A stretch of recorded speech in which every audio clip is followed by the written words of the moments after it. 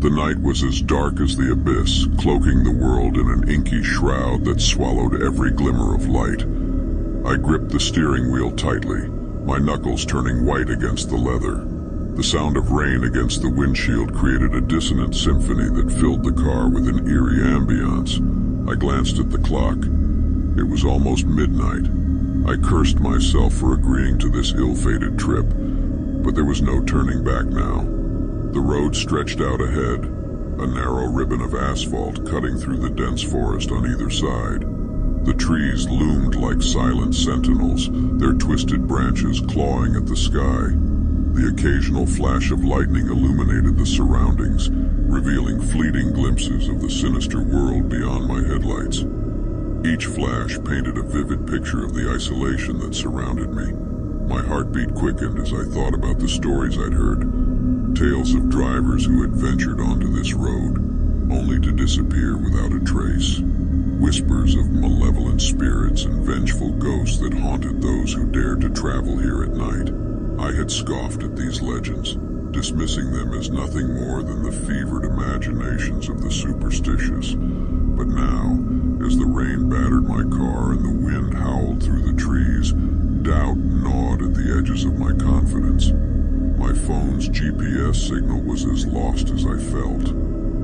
The screen displayed nothing but a blank expanse of darkness, leaving me utterly directionless.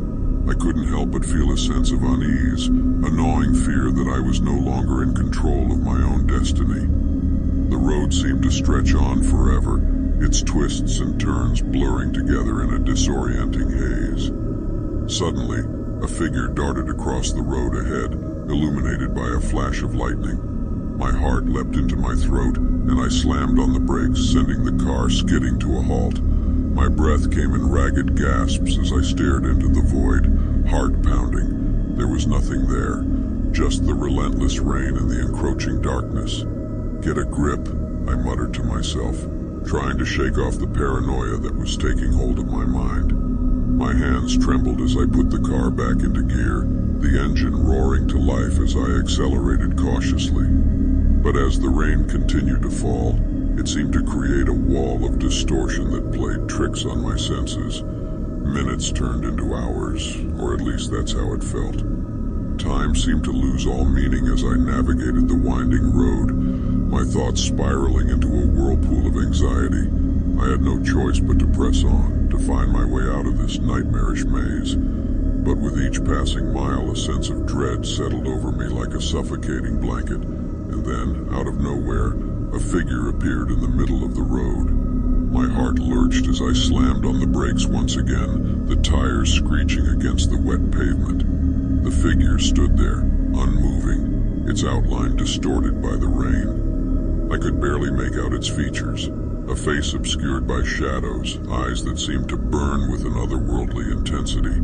A sickening feeling of recognition clawed at my mind, though I couldn't place where I'd seen that face before.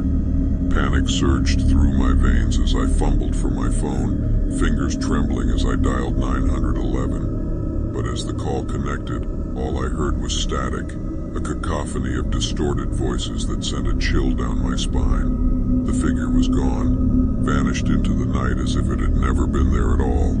I was alone again, the rain pounding against the car's exterior like a malevolent drumbeat.